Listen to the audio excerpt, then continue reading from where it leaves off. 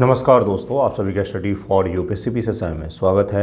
आज तारीख है 18 दिसंबर 2025 और आज का डिटेल न्यूज़पेपर आर्टिकल डिस्कशन का वीडियो होगा।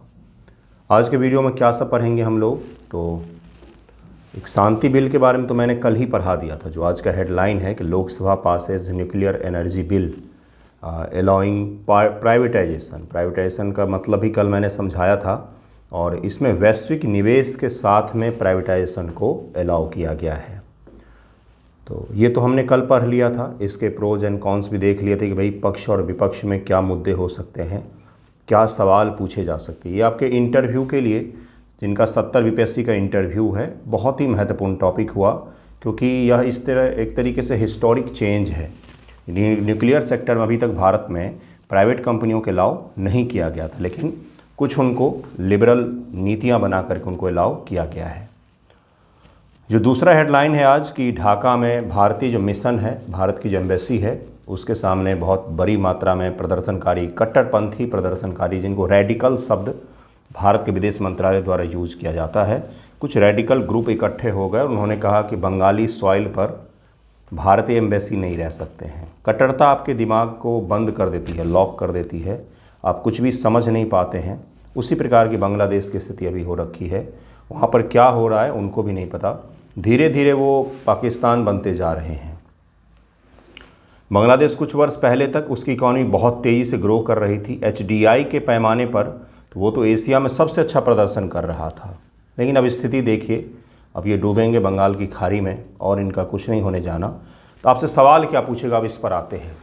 इंडिया बांग्लादेश रिलेशन तो हम लोग 71 बीपीएससी मेंस के लिए पढ़ेंगे ही, लेकिन आपसे इंटरव्यू में, जिनका भी इंटरव्यू है ध्यान से सुनिएगा, आपसे पूछा जा सकता है कि भारत के पड़ोसी देशों के साथ जो संबंध है वो किस प्रकार से परिवर्तित हुए हैं, खास तौर से बांग्लादेश के साथ में क्या इशूज़ हैं, क्या उसके समाधान निकाले जा सकते हैं आपके अनुसार। इसके साथ ही भारत का जो विस्तारित पड़ोसी है, जैसे कंबोडिया और थाईलैंड, उनके बीचों में युद्ध शुरू हो गया था। भारत के दोनों के साथ में बहुत अच्छे संबंध हैं, आसियान के साथ भारत के बहुत अच्छे संबंध हैं, तो उसके बारे में भी आपसे मेंस एग्जामिनेशन में पूछ सकता है, जो मैं आईआर में पढ़ाऊंगा आपको, और आपके प्रीलिम एग्जाम में भी पूछ सकता है, जो मैं पढ़ा चुका हूं, और इंटरव्यू में पूछा जाएगा कि इसका क्या इम्पैक्ट पड़ सकता है भारत पर, भारत किस प्रकार से इसमें मध्यस्थता कर सकता है, या इस वॉर को रुकवाने में, या इस संघर्ष को रुकवाने में किस प्रकार से मदद कर सकता है। तो इस तरह के सवालों को ज़रा सोचना शुरू कीजिए। जिनका इंटरव्यू है खास तौर से मैं उनके लिए कह रहा हूँ, जिनका मेंस है वो भी इस चीज़ पर ध्यान दें। ओके, देखिए आज का पहला टॉपिक जो है वो आरावली से संबंधित है। क्यों है भाई? क्योंकि सुप्रीम कोर्ट ने एक आदेश दिया जिसके पश्चात से 100 मीटर से अधिक ऊँचे आरावली को ही पर्वत माना जाएगा, आरावली का श्रेणी का हिस्सा माना जाएगा। बाकी उससे नीचे के जो भी हैं उस पर खनन करने की अनुमति दे दी गई है। 100 मीटर के नीचे अगर हम लोग मानेंगे कि इसको खनन कर सकते हैं, तो आरावली का 80% से ज़्यादा हिस्सा खनन करने के लिए अलाउ कर दिया गया, जिसके कारण से बहुत भारी मात्रा में प्रदर्शन हो रहे। राजस्थान में, हरियाणा में, दिल्ली के भी लोग कुछ आवाज़ उठा रहे हैं, गुड़गांव में, मतलब सभी जगहों पर प्रदर्शन हो रहे हैं। इन्वायरमेंट के एक्सपर्ट से लेकर के राजनेता सभी ने कमेंट किया है कि ये बर्बाद करने वाला क्षण होगा, क्योंकि आरावली का बहुत महत्व है। किस दृष्टिकोण से महत्व है तो वो मैं आपको समझाता हूँ। जरा देखिए आज का पहला टॉपिक क्या है। ये डिटेल में द हिंदू ने आर्टिकल बनाया है कि how is the Aravalli range to be protected. Issues तो मैंने आपको पहले ही समझाए। दरअसल में है क्या, मैप से ज़रा समझते, उसके बाद हम लोग आएंगे। देखिए ये है भारत का अपना सुंदर सा भारत है, और ये आरावली है। कहाँ से कहाँ तक है भाई? तो गुजरात से लेकर के दिल्ली तक में फैला हुआ है ये, और बहुत विस्तारित है। दुनिया की और भारत की सबसे पुरानी वलित पर्वत की श्रेणियों में इसका नाम आता है, फोल्डेड माउंटेन में इनका नाम आता है, लेकिन बहुत पुरानी है, इसलिए लगभग में गायब हो गई है। आप अगर इस रेंज में घूमने जाएंगे तो आपको दिखेगा आरावली, लेकिन अधिक ऊंचाई नहीं है, आपको श्रेणी दिखेगी पूरी। इसकी खासियत क्या है, जरा आप ध्यानपूर्वक देखिए, बस मैप को देखिए और कुछ नहीं करना है, बस देखिए मैप को क्या है। इसके इस तरफ आपको दिखेगा थार डेजर्ट, और इस तरफ जो है वो क्या है, इस तरफ आपको उत्तर भारत का मैदान दिखेगा। यहाँ पर दिल्ली है, दिल्ली में एक जगह है मजनू का टीला, वहाँ तक यह विस्तारित है, नॉर्थ दिल्ली का भाग है वो।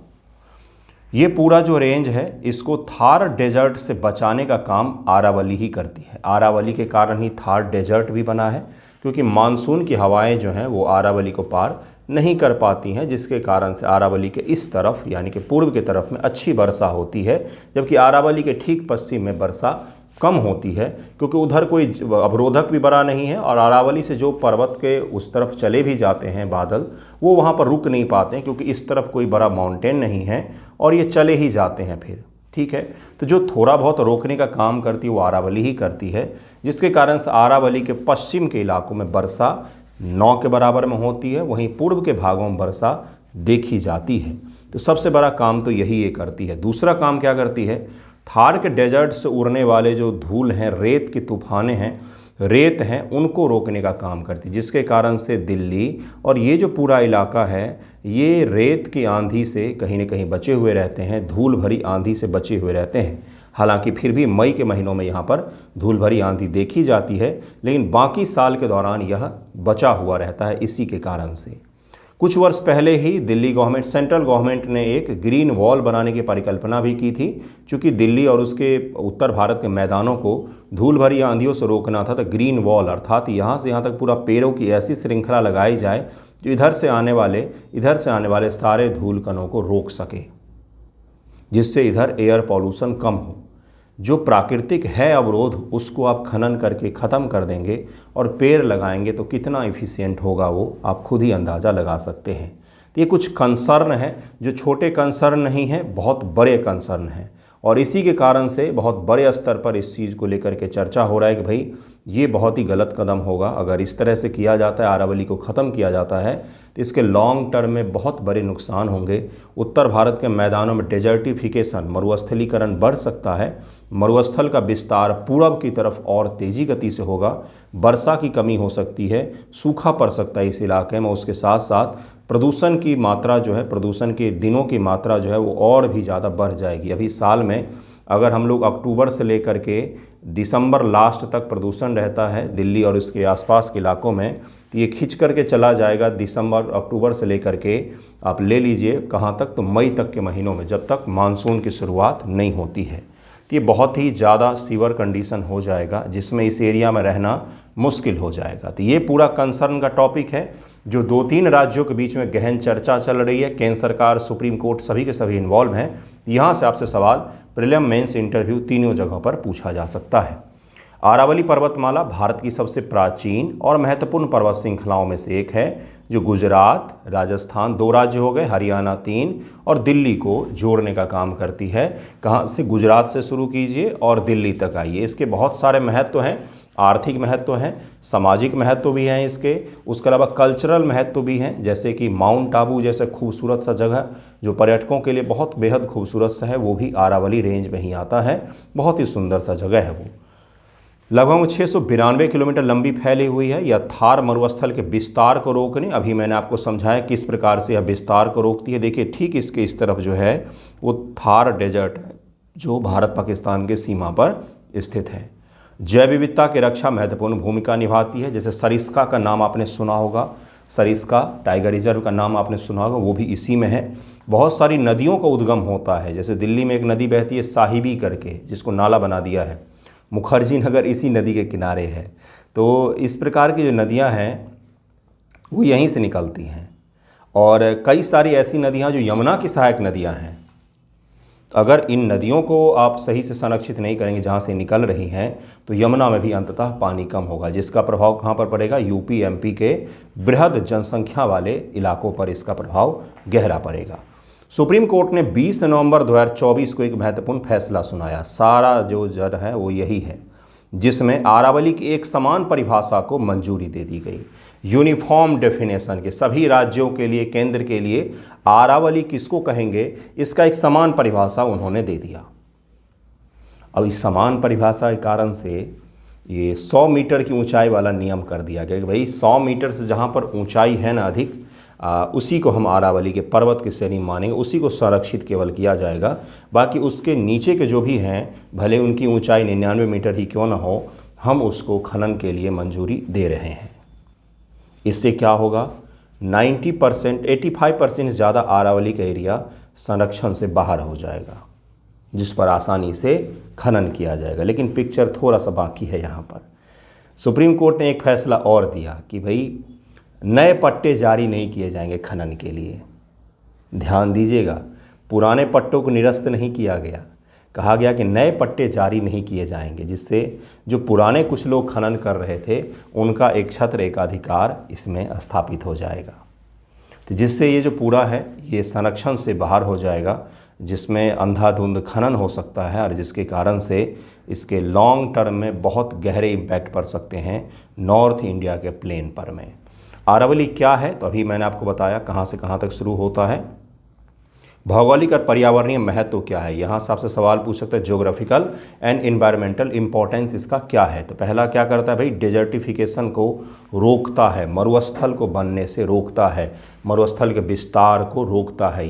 यह थार मरुस्थल के फैलाव को रोकती है। बिना अरावली के इंडो गंगा मैदान हरियाणा, दिल्ली, उत्तर प्रदेश का बड़ा हिस्सा रेगिस्तान बन सकता है। और यही चीज़ सब जगहों पर डिटेल में कहा गया है कि ये कहीं न कहीं इस चीज़ को रोकता है। अगर हम इसको ख़राब कर देंगे तो ये बहुत ज़्यादा विस्तारित हो जाएगा। डेजर्टिफिकेशन का क्या मतलब होता है बंधुओं?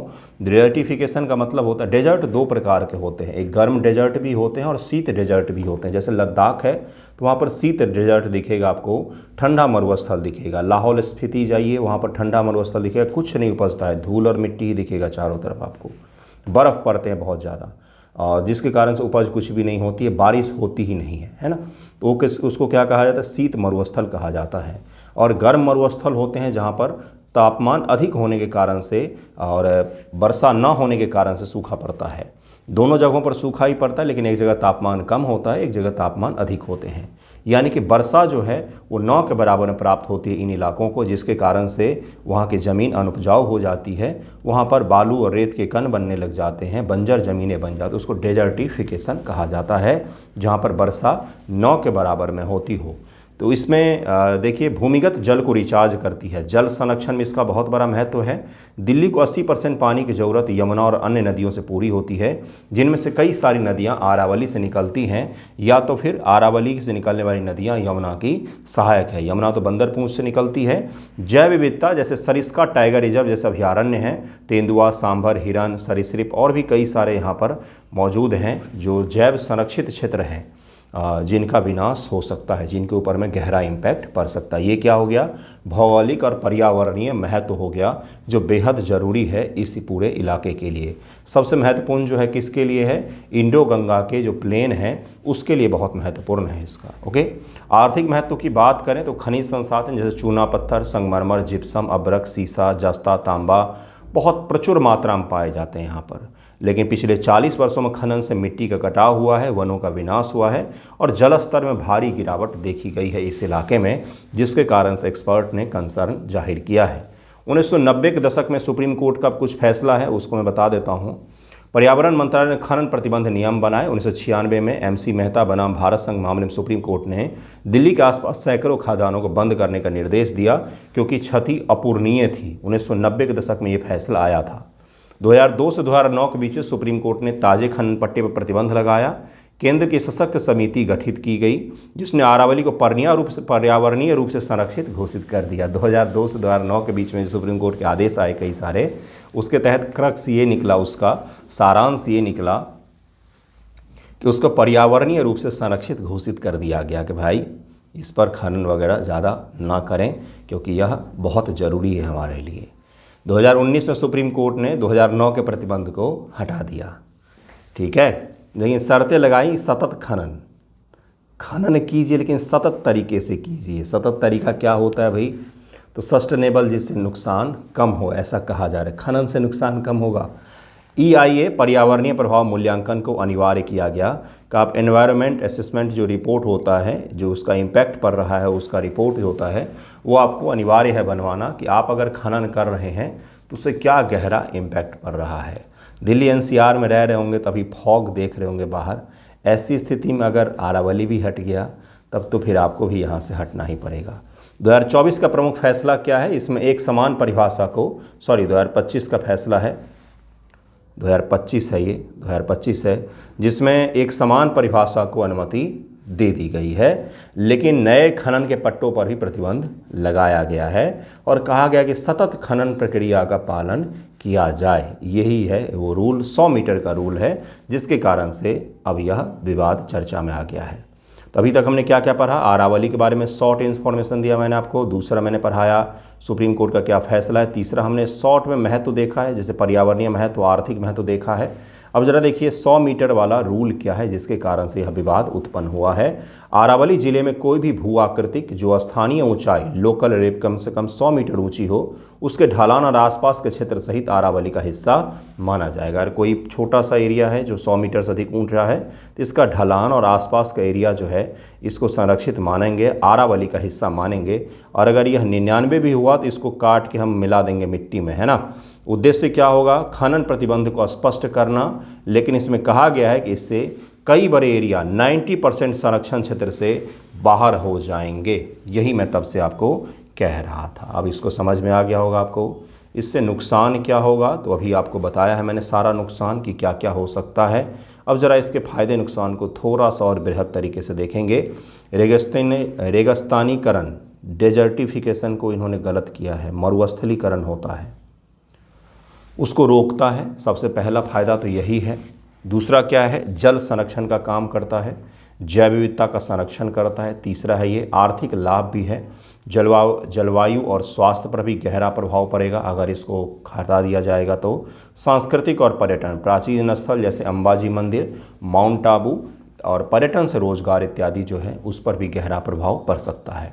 तो ये वो टॉपिक था जो आज के लिए सबसे ज़्यादा महत्वपूर्ण था। इसको ज़रूर प्रिपेयर कीजिएगा। अब सवाल क्या पूछा जाएगा, सवाल पूछा जाएगा कि हाल ही में अरावली को लेकर के सुप्रीम कोर्ट के जो फैसले आए हैं उसे स्पष्ट करें, इसके पक्ष और विपक्ष में मुद्दों को लिखें, या सुप्रीम कोर्ट के फैसले की अरावली के संदर्भ में जो है उसके आलोचनात्मक मूल्यांकन प्रस्तुत करें।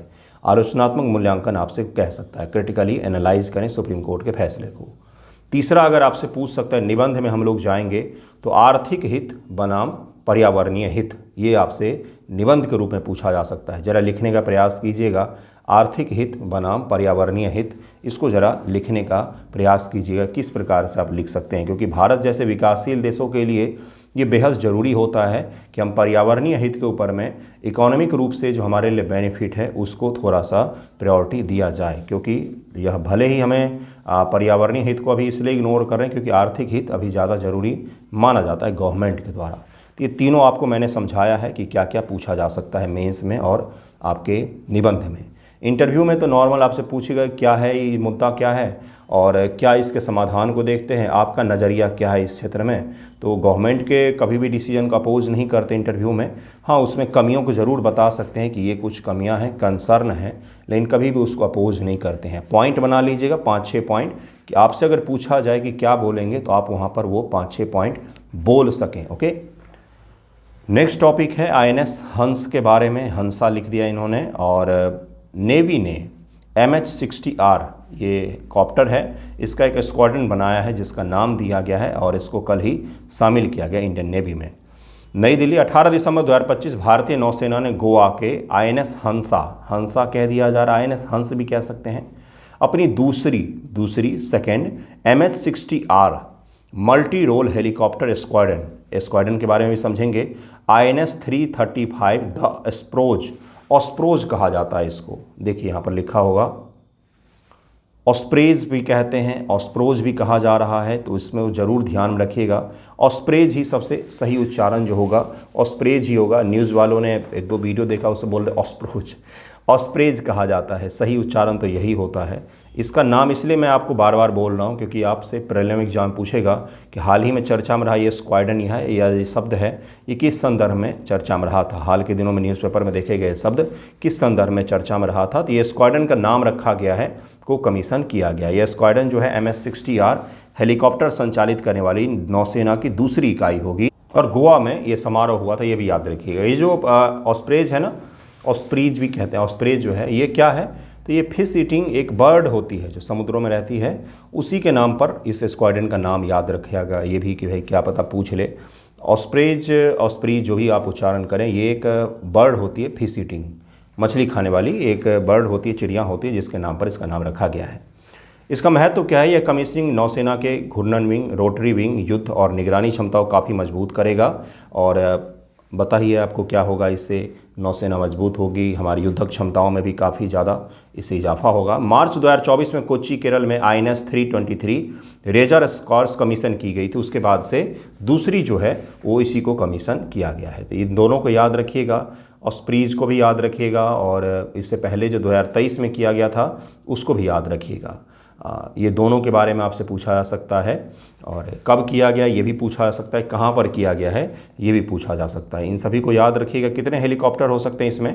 करीब में 11 से 12 के करीब में 11 होते हैं सामान्य तौर पर, उसमें शामिल होंगे, जिसमें कई सारे युद्धक इक्विपमेंट भी शामिल होते हैं। छोटा सा प्रीलिम फैक्ट था ये, यहाँ सवाल पूछेगा तो आप उसको कर सकेंगे। नेक्स्ट टॉपिक है भारत के समर्थन हेतु ADB के विकास के वित्त पोषण सहायता। एशियन डेवलपमेंट बैंक इसको कहा जाता है, ADB। ठीक है, देखिए क्या है ये मुद्दा। एशियन विकास बैंक ने भारत के साथ 5 ऋण समझौते किए हैं। 5 ऋण समझौते हमने किए हैं, जो कौशल विकास, स्किल डेवलपमेंट, नवीकरणीय ऊर्जा, हेल्थ के लिए, शहरी परिवहन और सतत आजीविका पर केंद्रित विकास परियोजनाओं को फंड करेगा कौन? तो ADB इसको फंड करेगा। एशियन डेवलपमेंट बैंक जो है इसको फंड करेगा। इसमें 650 मिलियन अमेरिकी डॉलर का ऋण शामिल है, जो प्रधानमंत्री सूर्य घर मुफ्त बिजली योजना का भी समर्थन करेगा, जिसके तहत 2027 तक 1 करोड़ घरों के ऊपर में रूफटॉप सोलर अपनाना है। हमें लोगों को प्रेरित करना है सब्सिडी के द्वारा कि आप अपने अपने छतों के ऊपर में सोलर लगाएं। तो ये तमाम तरह की योजनाएं हैं। कौन कौन सी हो गई? स्किल डेवलपमेंट, और उसके अलावा नवीकरणीय ऊर्जा, जैसे प्रधानमंत्री सूर्य घर मुफ्त बिजली योजना हो गया, और स्वास्थ्य का सेक्टर जो है उसके लिए, और अर्बन जो हमारे ट्रांसपोर्ट का सिस्टम है, परिवहन का सिस्टम है उसके लिए, शहरी जो हमारा परिवहन का सिस्टम उसके लिए, और सतत आजीविका के लिए ADB से हमें ऋण प्राप्त होने की संभावना, जिसको लेकर के भारत सरकार ने 5 समझौतों पर में साइन किया है। अब आपसे अलग अलग योजनाओं के बारे में ऋण कितना दिया गया ये कभी भी नहीं पूछा जाता है। पूछेगा आपसे ADB के बारे में, और क्या है वो, कब बना, कब स्थापित हुआ, कहाँ पर है वो, इन सभी चीज़ों के बारे में पूछा जाता है। एशियन डेवलपमेंट बैंक इसका नाम है। 1966 में यह स्थापित हुआ था। यह प्रीलिम में पूछा जा चुका है एक बार, ये कब स्थापित हुआ था ये पूछा जा चुका है। यह एक क्षेत्रीय विकास बैंक है। जिस प्रकार से वर्ल्ड बैंक है उसी प्रकार से ADB भी है। वर्ल्ड बैंक थोड़ा सा अधिक विस्तारित है, ADB को रीजनल डेवलपमेंट बैंक के रूप में भी जाना जाता है। लेकिन ऐसा नहीं है कि एशिया डेवलपमेंट बैंक है नाम तो एशिया के ही मेंबर हो सकते हैं, एशिया के देशों को ही मदद करेगा, ऐसे कोई सीमाएं नहीं है। ओके, इसका उद्देश्य एक समृद्ध, समावेशी, अनुकूल और सतत एशिया और प्रशांत क्षेत्र का निर्माण करना है। साथ ही क्षेत्र में अत्यधिक गरीबी को समाप्त करने में भी प्रयास करना है। तो यानी कि क्या काम होगा भाई? इस प्रकार की योजनाएं जो लोगों के जीवन को बृहद स्तर पर प्रभावित करती हैं, सुधारने का काम करती हैं, उस प्रकार की योजनाओं में फंडिंग का काम करता है ADB। कार्य क्या? अपने सदस्य देशों और भागीदारों को ऋण, तकनीकी सहायता, अनुदान और इक्विटी निवेश प्रदान करके सामाजिक और आर्थिक विकास को बढ़ावा देना है, सोशल एंड इकोनॉमिक डेवलपमेंट को बढ़ावा देना है। इसके अलावा ADB स्वीकृत निजी क्षेत्र परियोजनाएं, कई सारे प्राइवेट परियोजनाएं भी हो सकती हैं, वित्तीय संस्थान और निजी इक्विटी फंड्स को भी वित्तीय सहायता दे सकती हैं। ओके, मुख्यालय कहाँ पर है? तो मनीला, फिलीपींस में इसका मुख्यालय है। ये आप याद रखिएगा, क्योंकि मुख्यालय ईयर जो होते हैं, स्थापित कब किया गया था, कितने सदस्य हैं, एशिया के बाहर के कितने सदस्य हैं, ये सब प्रीलिम फैक्ट्स होते हैं। वन लाइनर बना करके आपसे पूछा जा सकता है। ठीक है, इसमें 69 सदस्य हैं, 50 सदस्य एशिया और प्रशांत क्षेत्र से हैं, 19 सदस्य बाहरी देशों से भी हैं। यानी कि एशिया प्रशांत के बाहर के इलाकों से भी इसमें देश सदस्य हो सकते हैं। ये भी याद रखिए, क्योंकि नाम इसका कन्फ्यूजिंग है। एशिया डेवलपमेंट बैंक नाम है, तो उससे आप कुछ भी ऐसा मत बनाइएगा कि भाई एशिया के ही हो सकते हैं, ऐसा कुछ भी नहीं बनाना है। दिसंबर 2024 तक ADB के 5 सबसे बड़े शेयर धारक थे जापान, USA तो एशिया से बाहर है ना, लेकिन एशिया पैसिफिक रीजन में आता है USA। USA हो गया, चीन हो गया, भारत हो गया, ऑस्ट्रेलिया, इनके पास में सबसे बड़े 5 शेयर मौजूद हैं, जिसमें भारत का शेयर जो है 6.3% का है, चीन का जो है वो है 6.4% का, अमेरिका का 15.6% का, जापान और अमेरिका का संयुक्त रूप से 15.6% का, और ऑस्ट्रेलिया का 15.8% का शेयर मौजूद है किसमें, तो एडीबी में। एडीबी और भारत ने हमेशा से इसको बहुत सपोर्ट किया है। भारत इसका चौथा सबसे बड़ा सपोर्ट करता भी है और भारत सबसे ज़्यादा ऋण भी लेता है एडीबी से। ये भी बहुत बड़ी चीज़ है जिसके कारण से भारत को कई सारी योजनाओं में बेनिफिट भी मिला है। तो इस टॉपिक को भी याद रखिएगा, छोटा सा टॉपिक है लेकिन प्रीलिम के लिए बहुत महत्वपूर्ण है। आज मेंस के टॉपिक हमने एक पढ़े हैं, बाकी 2 प्रीलिम के टॉपिक पढ़े हैं। आज का वीडियो यहीं पर एंड करता हूं मैं। थैंक यू सो मच आप सभी का वीडियो देखने के लिए। Thank you.